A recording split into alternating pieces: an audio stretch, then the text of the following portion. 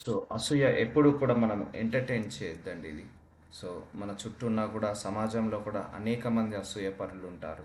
So, వాళ్ళ ద్వారా కూడా చాలా సమస్యలు ఎదుర్కోవాల్సొస్తది. అసూయపరుల యొక్క మొట్టమొదటి లక్షణం వాళ్ళు నాశనాన్ని కోరుకుంటారు. అసూయపరుల యొక్క మొట్టమొదటి లక్షణం వాళ్ళు ఇతరులను ఎవరి మీదైతే అసూయపడతారో వాళ్ళు డౌన్ కావాలని, వాళ్ళు ఫెయిల్యూర్ కావాలని, వాళ్ళు నాశనం కావాలని వాళ్ళ ఇంటెన్షన్ అలా ఉంటుంది. సో, అందుకే దేవుడు నిన్న ఒక సందర్భంలో చెప్పాడు. వాళ్ళ హృదయంలో అపకారము చేయాలని పెట్టుకుంటారట. సో, వాళ్ళ హృదయం ఎలా ఉంటుంది? అపకారంతో నిండుకొని ఉంటుంది. సో, అలా చెప్పుకుంటూ పోతే బైబిల్‌లో చాలా రిఫరెన్సెస్ ఉన్నాయి. చూద్దాం. మనం కంప్లీట్‌గా అబ్జర్వ్ చేద్దాం. యోబు 5వ అధ్యాయం 2వ వచనం. దౌర్భాగ్యమును గూర్చి ఏడ్చుట వలన మూఢులు నశించెదరు.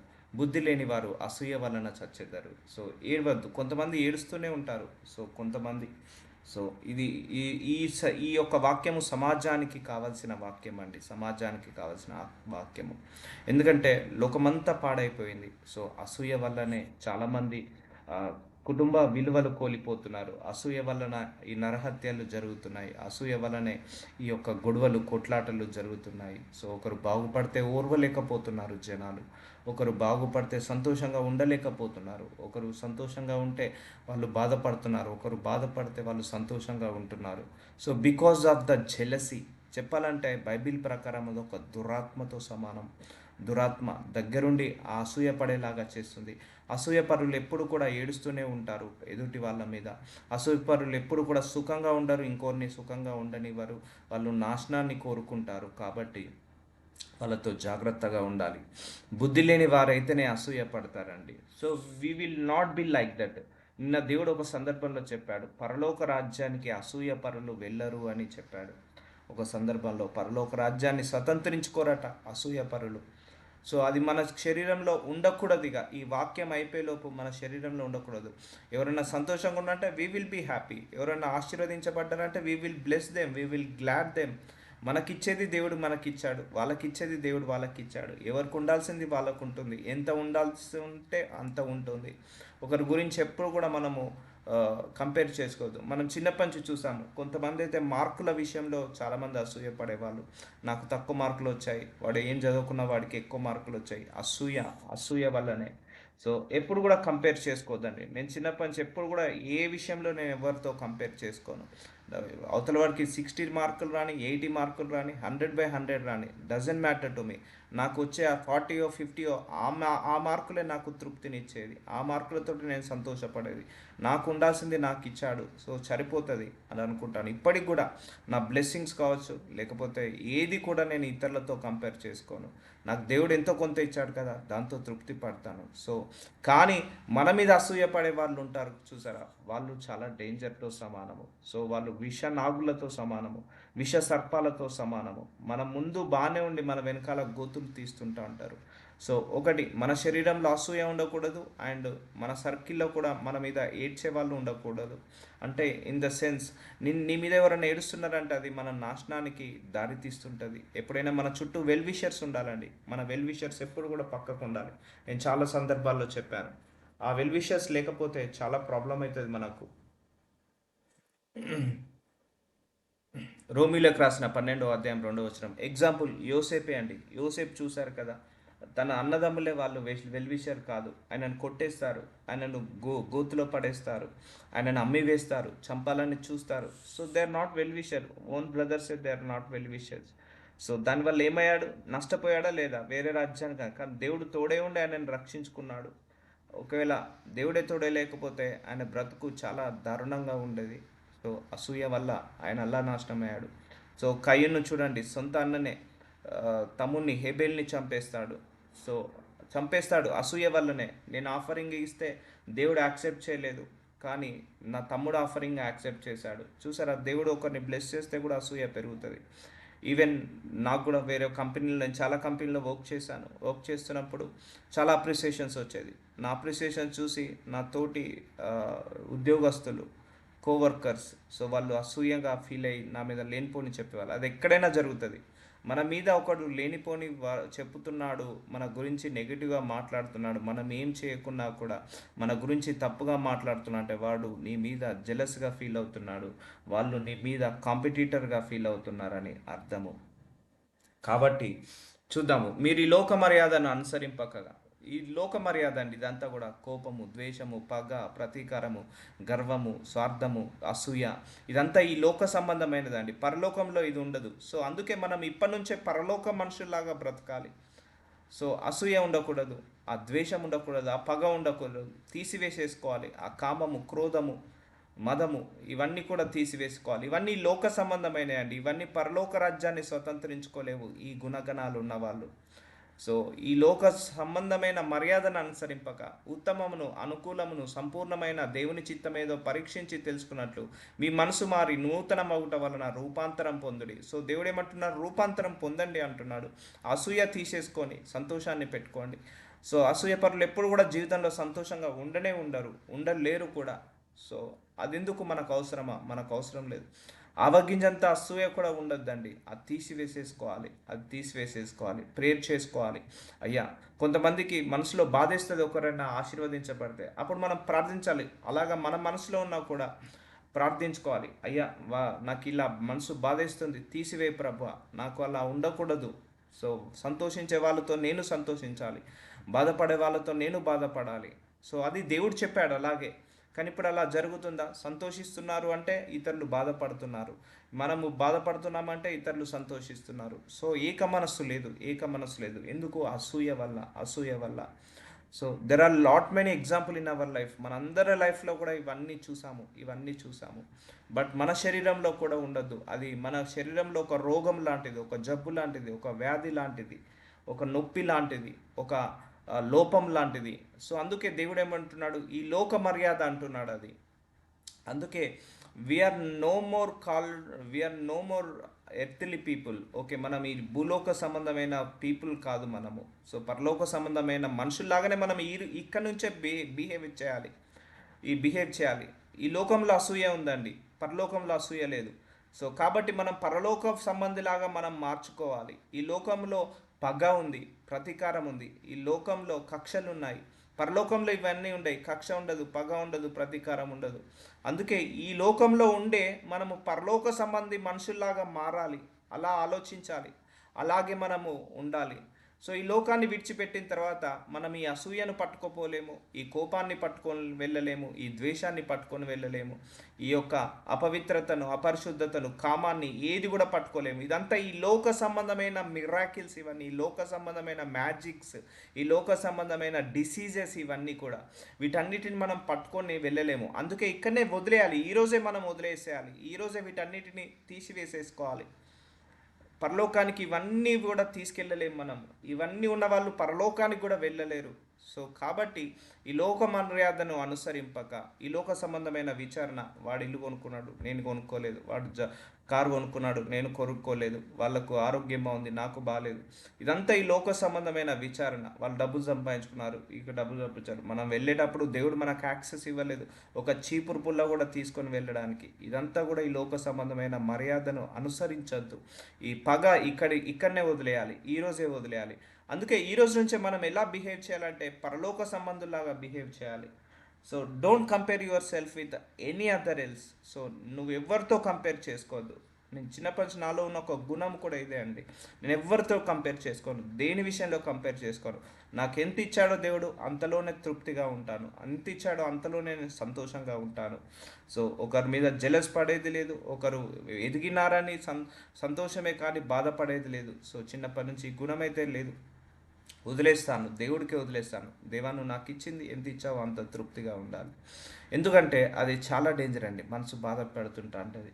నేను చాలామందిని చూశాను, ఒకరి పిల్లలు చదువుతున్నారు, నా పిల్లలు చదవట్లేదని, మార్కులు తక్కువ వచ్చాయని, ర్యాంకు సరిగా రాలేదని 3 రోజులు 4 రోజులు అన్నం తినకుండా తల్లిదండ్రులు ఏడ్చిన వాళ్ళు ఉన్నారు. అసూయ. ఎవరికి వచ్చే ర్యాంకింగ్ వాళ్ళకు ఉంటుందండి, ఎవరికి వచ్చే మార్కులు వాళ్ళకు ఉంటాయి, ఎవరికి ఉండే జీవితం వాళ్ళకు ఉంటుంది, ఎవరికి ఉండే డబ్బు వాళ్ళకు ఉంటుంది, ఎవరికి ఉండే ఆశీర్వాదం వాళ్ళకు ఉంటుంది, ఎవరికి ఉండే ఆరోగ్యం వాళ్ళకు ఉంటుంది. సో ఎప్పుడు కూడా కంపేర్ చేయొద్దు. చాలామంది అయ్యో నేను ఏ తప్పు చేశానో, వాళ్ళు ఏ తప్పు చేయకుండా అన్యాయాలు చేసి మోసాలు చేసి అయినా వాళ్ళు బాగుపడుతున్నారు, కానీ నేను ఏ తప్పు చేయకున్నా కూడా నాకు ఆశీర్వాదం రావట్లేదు. సో దీన్నే ఏడుపు అంటారు. అది అసూయ వల్ల వచ్చే ఏడుపు. అది మన దాంట్లో ఉండొద్దండి, మంచిది కానే కాదు. సో ఆ చిన్న మైనర్ మిస్టేక్ కూడా మనం చేయొద్దు. సరే ఇప్పుడు మన కళ్ళ ముందే ఒకరికి దేవుడు ఆశీర్వాదం ఇచ్చాడు. సో సంతోషిద్దాం. సో దేవుడు ఇస్తేనే వస్తుంది కదా. సో దేవ మహాకృపను చూపించావు, సంతోషిస్తున్నాను తండ్రి, థ్యాంక్ యూ అని చెప్దాము. వాళ్ళకు హ్యాపీ కంగ్రాచులేషన్స్ చెప్దాము, హార్ట్లీ కంగ్రాచులేషన్స్ చెప్దాము, సంతోషం వ్యక్తపరుస్తాము. సో అప్పుడు నీ లోపల జెలస్ లేదన్నట్టు. లేదు, నువ్వు కంగ్రాట్స్ చెప్పట్లేదు, నీ మనసు బాధేస్తుందంటే జెలస్, దాని మీద వర్కౌట్ చేయాలి, ప్రేయర్లో వర్కౌట్ చేయాలి. అది కూడా ఉండొద్దని తీసివేయమని ప్రార్థించాలి. ఇప్పుడు ఇద్దరు స్త్రీలు గర్భం కావాలని ప్రార్థించారు. ఒక స్త్రీకి గర్భం వచ్చింది, ఇంకో స్త్రీకి గర్భం రాలేదు. ఇప్పుడు ఆ స్త్రీని చూసి తప్పకుండా అసూయపడతారు. అయ్యో ఆమెకు గర్భం వచ్చింది దేవా, నాకు గర్భం రాలేదు, నేనే పాపం చేశాను, నేనే తప్పు చేశాను, అందుకే నాకు గర్భం రాలేదు. ఆయన్ని ఏడుస్తున్నారనుకో, బాధపడుతున్నారనుకో, అక్కడ అసూయ ఉన్నట్టు.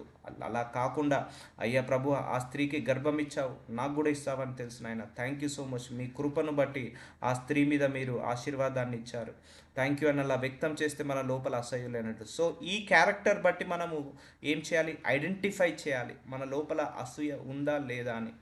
సో అప్పుడు నువ్వు ప్రేయర్లో వర్కౌట్ చేయాలి, తప్పకుండా వర్కౌట్ చేయాలి ఈ గుణాన్ని. ఎందుకంటే దేవుడు నిన్న మరీ చెప్పాడు ఒక సందర్భంలో, అసూయపరులు పరలోక రాజ్యాన్ని స్వతంత్రించుకోరు అని. సో ఎందుకు మనకు ఈ లోక సంబంధమైన అసూయ ఇక్కడే వదిలేద్దాము, ఈరోజే వదిలేద్దాము, ఇప్పుడే వదిలేద్దాం. ఎవరెంతన్నా సంపాదించుకోండి, ఎవరెంతన్నా ఆశీర్వదించండి, మనకున్న దాంట్లో తృప్తిగా ఫీల్ అవుదాం, మనకున్న దాంట్లో సంతోషంగా ఉందాం, ఆనందంగా ఉందాం. పక్క వాళ్ళు ఆశీర్వదించబడితే కంగ్రాచులేషన్స్ చెప్దాము, పక్క వాళ్ళు హ్యాపీగా ఉంటే మనము హ్యాపీగా ఉందాం, పక్క వాళ్ళు బాధగా ఉంటే మనము బాధపడదాము, ఓదారుస్తాము. సో ఆ గుణము ఏసయ్యకి ఇష్టము, ఇది ఏసయ్యకి ఇష్టమైన గుణము. సో ఏసైని కూడా అసూయపరులే చంపలేదా అండి? ఆయన సంఘం మహాభివృద్ధి చెందుతుందని అసూయపరులే చంపారు. ఆయన మీద అబద్ధ ప్రవక్త అన్నారు, దయాలను వెళ్ళగొడుతున్నాడు అన్నాడు, దయాల బోధకుడు అన్నారు. సో ఎన్నో నిందలు వేశారు. ఎందుకు? అసూయ చేత. జనాలంతా కూడా మా చర్చిలు కాలేవుతున్నాయి, ఆయన చర్చిలోకి వెళ్తున్నారు, ఆయనను వెంబడిస్తున్నారని అసూయపరులు ఆయనను శిలువకి ఎక్కించారు, మరణానికి అప్పగించారు. సో అసూయ వల్ల. సో ఇప్పుడు ఈ కాలంలో కూడా ఒక దైవజనుడు ఇంకో దైవజనుడి గురించి నెగిటివ్గా మారి వీడియో తయారు చేస్తున్నాడు అంటే అసూయ వల్లనే. సో అలాంటిది ఎప్పుడు కూడా చేయకూడదు. సో ఒకరిని విమర్శించద్దు, ఒకరిని దూషించద్దు, ఒకరిని క్రిటిసైజ్ చేయొద్దు. అది మనకు దేవుడు ఇవ్వలేదు. సో మన నోరు జాగ్రత్తగా కాపాడుకోవాలి, మనస్సు కాపాడుకోవాలి. అందుకే మీ మనస్సు మారి నూతనగుట వలన రూపాంతరము పొందుడి అంటున్నాడు. సో దేవుడి చిత్తమా అసూయపడడం? సో కానే కాదు. అందుకే ఈ లోక మర్యాదను అనుసరింపక ఉత్తమమును అనుకూలమును సంపూర్ణమై ఉన్న దేవుని చిత్తం ఏదో పరీక్షించి దేవుడి చిత్తం అసూయపడడం కానే కాదు. అసూయ లేకపోవడం దేవుడి చిత్తం తెలుసుకున్నట్లు మీ మనస్సు మారి నూతనగుట వలన రూపాంతరం పొందుడి. సో ట్రాన్స్ఫర్మేషన్ ఇది ఇంపార్టెంట్ అండి. మన హృదయానికి ట్రాన్స్ఫర్మేషన్ చాలా ఇంపార్టెంట్. మన ఫేస్, మన యొక్క బాడీ కాదు, మన మనస్సు రూపాంతరం చెందాలి, ఎప్పటికప్పుడు రూపాంతరం చెందాలి, వర్కౌట్ చేయాలి. దేవుడు పదే పదే ఇవన్నీ చెప్తున్నాడు. ప్రతిరోజు కూడా ఈ ద్వేషం ఉండొద్దు, ఈ పగ ఉండొద్దు, ప్రతీకారం ఉండొద్దు, కోపం ఉండొద్దు, గట్టిగా అరవద్దు, లేకపోతే హృదయంలో అపవిత్రత ఉండొద్దు, నీ హృదయ ఆలోచనలు కూడా జాగ్రత్తగా కాపాడుకోవాలి. వీటన్నిటి మీద మనం ప్రేర్ చేసి వర్కౌట్ చేయాలి. సో ఎందుకంటే మనం ఈ భూలోక సంబంధం కాదు, ఈ భూలోక సంబంధం అనేవే. ఒకరు నీ గురించి చెడుగా మాట్లాడారు అనుకోండి, మనకు ఖచ్చితంగా బాధ అనిపిస్తుంది. సో ఆ బాధ, ఆ చెడు అంతా కూడా ఈ భూలోక సంబంధమైన విచారణ అది. సో ఓకే అంటే అనుకొని అని వదిలేసావు అనుకో, అప్పుడు నువ్వు ఆత్మీయంలో ఎదిగినట్టు. సో ఒకరు ఆశీర్వదించబడ్డారనుకో, నీకు సంతోషం వేస్తుంది అనుకో, అప్పుడు నీ లోపల అసూయ లేనట్టు. సో ఇలా మనం ఐడెంటిఫై చేయగలగాలి.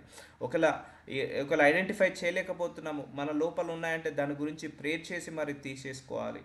సో నాకు ఒకప్పుడు బాధ ఉండే, కానీ ఇప్పుడు అన్నా కూడా నాకు అంత బాధ అనిపించట్లేదు. ఎందుకంటే I'm a spiritual man now, not a physical man. I'm a heavenly man, not a earthly man. అంటే ఒకరు అన్నా కూడా ఏ తప్పు చేయకుండా, ఏ పొరపాటు చేయకుండా, మన గురించి నెగిటివ్గా మాట్లాడినా కూడా మనకు బాధ రావద్దు. సో అప్పుడే నువ్వు ఈ లోక సంబంధమైన మర్యాదను నువ్వు అనుసరించట్లేదు అని. ఇప్పుడు యేసుప్రభు వారు కూడా అనేక మంది అన్నారు, కానీ ఆయన బాధపడలేదు. సో ఫేస్ చేశాడు, ముందరికి వెళ్ళాడు. ఎందుకంటే ఆయన బాధపడుకుంటా, చింతించుకుంటా, విచారించుకుంటా ఉండలేదు. ఎందుకంటే ఈ బాధ, ఈ చింత, విచారణ ఈ లోక సంబంధమైనది, పరలోక సంబంధమైనది కాదు.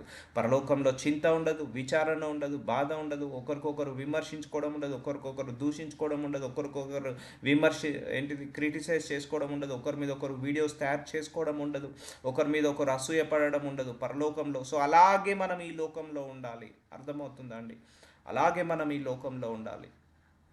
ఈ లోకంలో ఉన్నంతసేపు కూడా మనం పరలోక సంబంధుల్లాగా ఉండాలి. సో అంతేకాని ఈ లోక సంబంధుల్లాగా ఉండకూడదు. ఇప్పుడు మనం ఏ కంట్రీకి వెళ్ళినా కూడా, మనం ఇండియాలో పుట్టాము. సో ఫర్ ఎగ్జాంపుల్ మనం ఏ కంట్రీకి వెళ్ళినా కూడా మనం ఇండియన్స్ లాగానే ఉంటాం కదా ఆ కంట్రీలో కూడా. సో మన కంట్రీ ఏంటిది? Heaven country. మన లోకం ఏంటిది? పరలోకము. సో ఆ పరలోక సంబంధమైన మనుషుల్లాగా మనము ఈ భూలోకంలో ఉండాలి. ఇప్పుడు మనం ఏ కంట్రీకి వెళ్ళినా కూడా వీఆర్ ద ఇండియన్స్ అంటారు. మన పాస్పోర్ట్స్ మీద ఇండియన్ అనే ఉంటుంది. అందుకే మన పాస్పోర్ట్స్ మీద హెవెన్లీ పీపుల్ అనే ఉంటుంది. సో అలాగే బిహేవ్ చేయాలి, అలాగే మాట్లాడాలి, అలాగే ఉండాలి. ఈ క్షణం నుంచి మనం అలా బిహేవ్ చేయాలి. అందుకే ఈ శోధన, వేదన, లోక సంబంధమైన విచారణ, ఈ లోక సంబంధమైన బాధ, వాడన్నాడు బాధపడాలి, వీడన్నాడు బాధపడాలి, వాడు తిట్టాడు మనకు బాధ ఉంటుంది, వాళ్ళు ఆశీర్వదించబడ్డారు బాధ ఉంటుంది. ఇదంతా కూడా ఈ లోక సంబంధమైనది. Leave it. వీటన్నిటిని వదిలేసి, మనము చెప్పాను నేను చాలా సందర్భంలో, తామరాకులో నీటి వలె అంటున్నట్టుగా ఈ లోకంలో మనం జీవించాలి. అంటే అవన్నీ కూడా మాలిన్యము.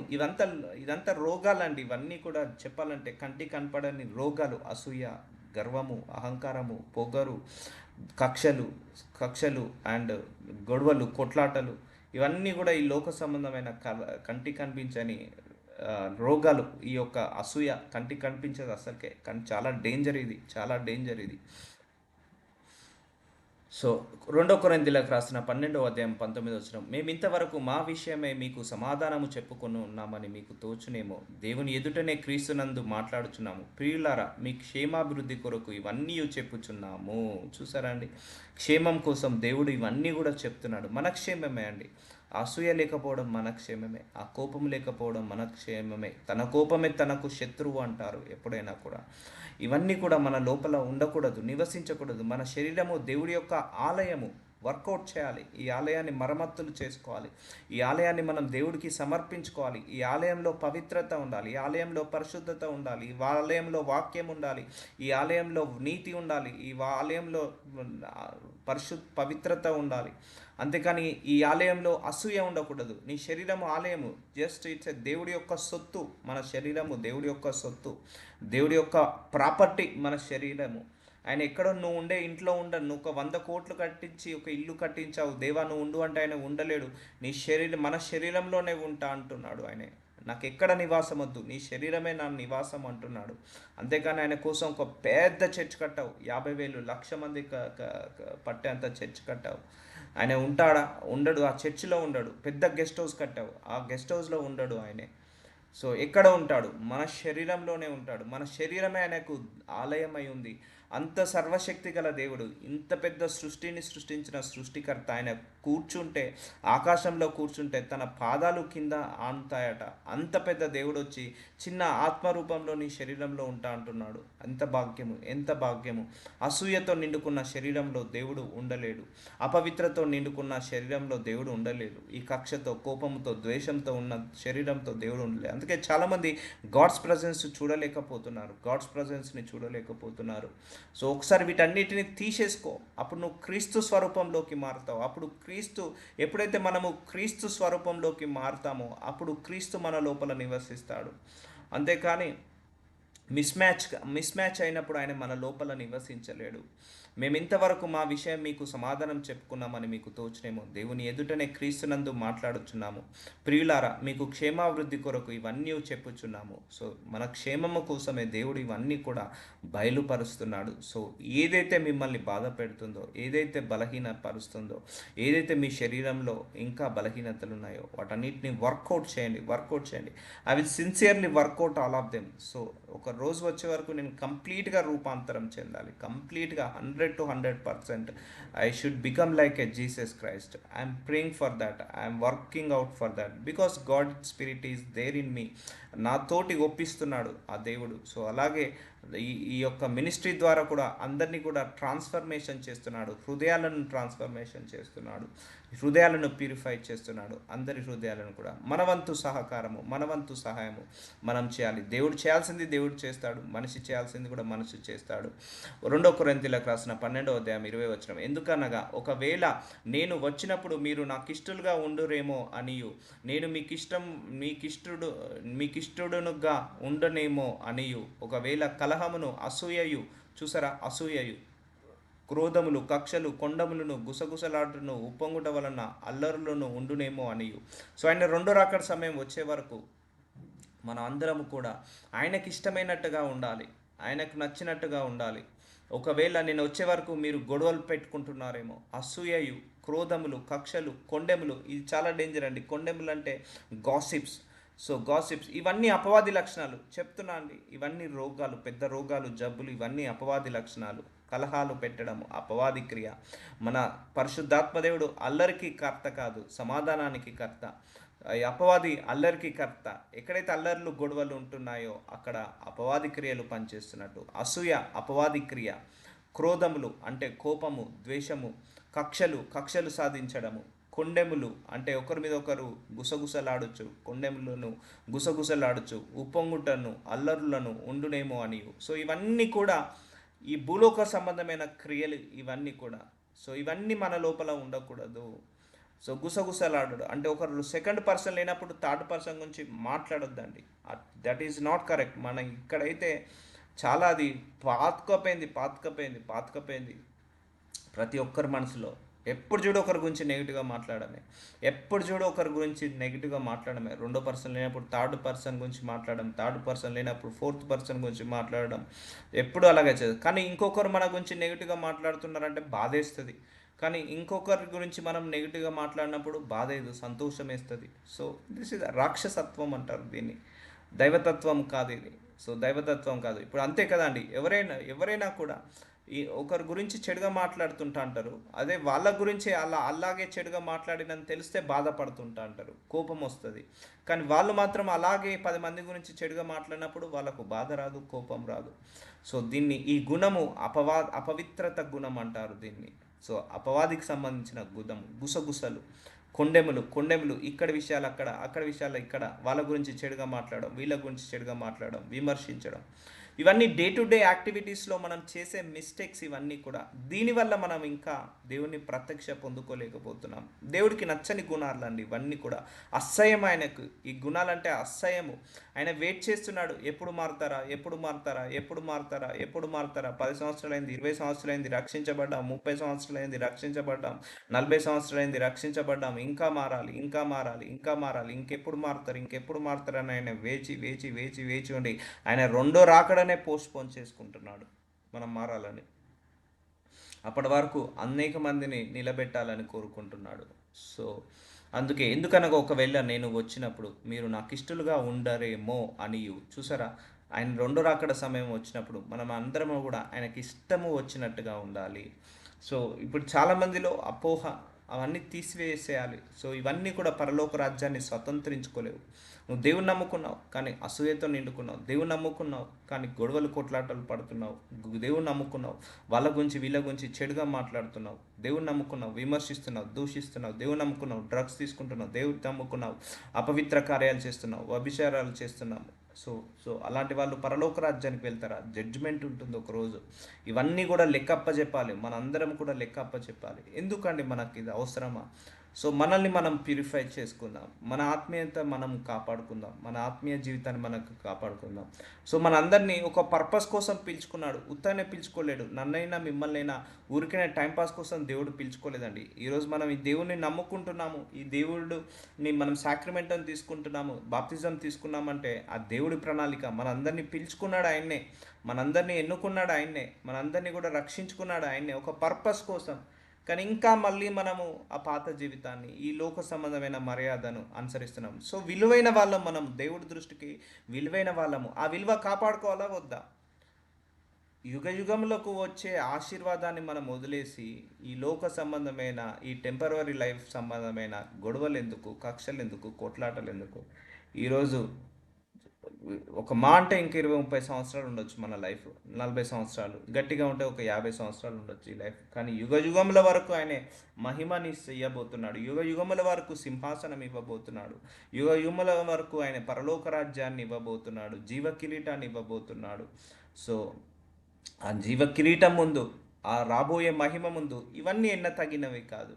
ఈ కక్ష ఎన్న తగినది కాదు, ఈ గొడవలు ఈ కొట్లాటలు ఎన్న తగినవి కాదు. సో వాటి మీద ఆలోచించి వీటిని మిస్ చేసుకుంటున్నాం మనము. ఈ లోక సంబంధమైన వాటి మీద ఆలోచించి మనం పరలోక సంబంధమైన వాటిని మిస్ చేసుకుంటున్నాం.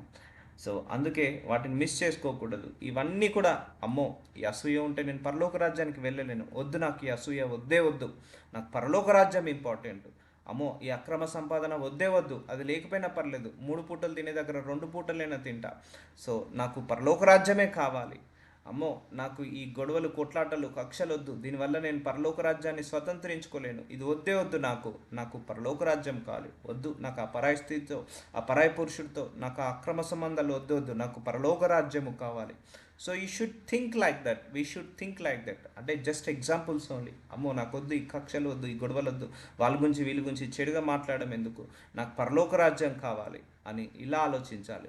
మనం వాళ్ళ గురించి వీళ్ళ గురించి చెడుగా మాట్లాడి రెండో రాకడ సమయం వరకు ఆయనకి ఇష్టం వచ్చినట్టుగా లేమనుకో, నాకు ఇష్టలుగా ఉండరేమో, నేను మీకు ఇష్టడనుగా ఉండనేమో అనియు, ఒకవేళ కలహమును అసూయ క్రోధములు కక్షములు కొండలు కుసకుసలాడుట ఉప్పొంగుటలను అల్లరులను ఉండునేమో అనియు, ఇవన్నీ ఉన్నాయేమో మన లోపల ఆయన రెండో రాకడ సమయానికి.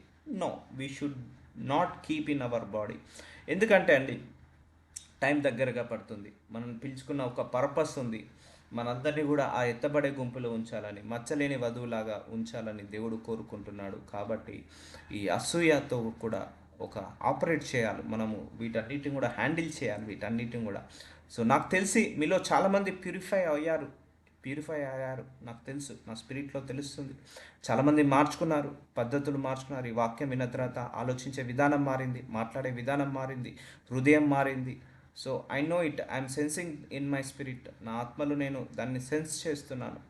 సో ఇంకా మార్చుకోవాలి ఆయన వచ్చే సమయం వరకు ఇష్టలుగా ఉండాలి ఆయనకు. సో ఇలాంటి ఏ గుణం ఉన్నా కూడా ఇది అపవిత్రత గుణము, అపవాది గుణాలు, ఇవన్నీ కూడా అసహ్య క్రోధము కక్షలు కొండములు గుసగుసలాడుట, ఇవన్నీ అపవాది లక్షణాలు. So gossip is a spirit, so it's a devil spirit. అది ఎలా అంటే అపవాది సంబంధించిన ఆత్మ, దురాత్మ అది. సో చెప్పాలంటే దీన్ని నేను రోగములాగా పరిగణిస్తాను. కంటికి కనపడని రోగాలు ఇవన్నీ, కంటికి కనపడని జబ్బులు, ఏ స్కానింగ్ రిపోర్ట్లో కనపడదు నీ యొక్క కలహము, నీ యొక్క అసూయ, ఏ స్కానింగ్ రిపోర్ట్లో కనపడదు నీ లోపల ఉన్న కోపము ద్వేషము, ఏ మెడిసిన్ లేదు, ఏ టానిక్ లేదు, ఏ సిరప్ లేదు, ఏ ఇంజెక్షన్ లేదు, ఏ డయాగ్నోస్టిక్స్ సిఆర్ఏ స్కాన్ కాదు, ఎంఆర్ఐ స్కాన్ కాదు, ఇంక ఏ స్కాన్కి వెళ్ళినా కూడా నీకు ఇవన్నీ కనపడవు.